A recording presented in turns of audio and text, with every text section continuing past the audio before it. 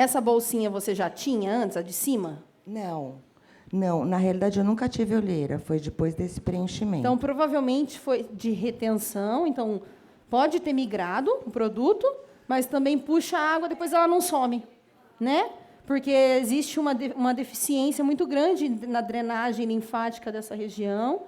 Por isso que a gente tem bolsas, olheiras, por isso que a pele vai e não volta, por isso que fica flácido.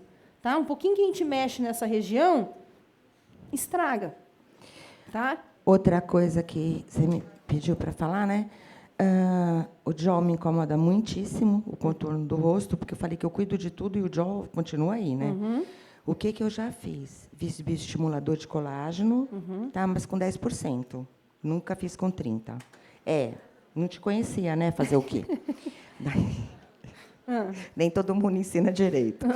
Daí, fiz bioestimulador de colágeno 2 vezes com 10%. Tá? Com intervalo de 3 ou 4 meses entre cada. A última vez eu falei 3, mas acho que foi 4 meses, porque foi em abril. Tá?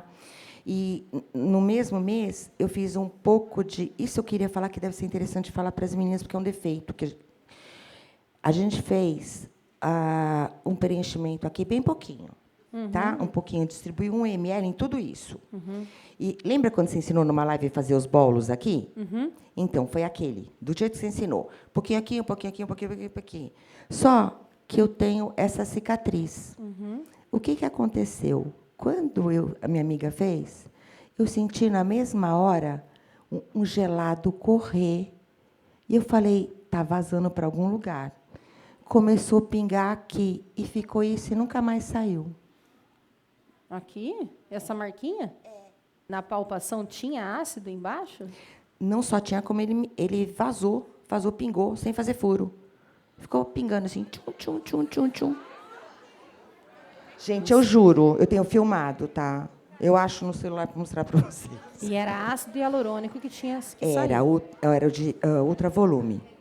Tá, mas você sentiu que saiu o ácido do queijo? Ele gotejava que nem quando a gente fecha uma torneira, sabe? Mas ele não era água. Não, era ácido, porque ele gotejava, fazia uma gotinha, eu tirava, fazia outra gotinha, eu tirava, sabe? Ficou umas 12 horas, depois parou. No caso dela, é difícil da gente julgar, porque a gente não está vendo o procedimento, onde foi o pertuito, se fez uma tunelização, se ela furou em algum lugar, não dá para saber. Se a gente sabe só isso, o que a gente pode pensar? A gente pode pensar que, por exemplo, ela tem uma camada subdérmica, uma hipoderme muito molinha, que caminha o ácido muito fácil. Dependendo da pressão que você faz, que você aplica, ele pode vazar para outro lugar, sim. Tá? Então, se você faz muita força aqui, ele vai esguichar para um lado. Tá? Então, depende. Com cânula é fácil de esguichar, assim. Com a agulha é mais difícil, que daí você tem que fazer muita força. No caso da cicatriz, às vezes a cicatriz em si, ela já tem um caminho para a região que você fez a aplicação.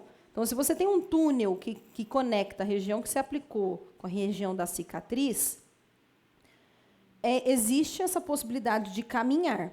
Eu já fiz uma aplicação no nariz numa paciente que tinha, inclusive tem filmado também, uma paciente que tinha poros tão dilatados que minou pelos poros o ácido hialurônico, sem furo nenhum.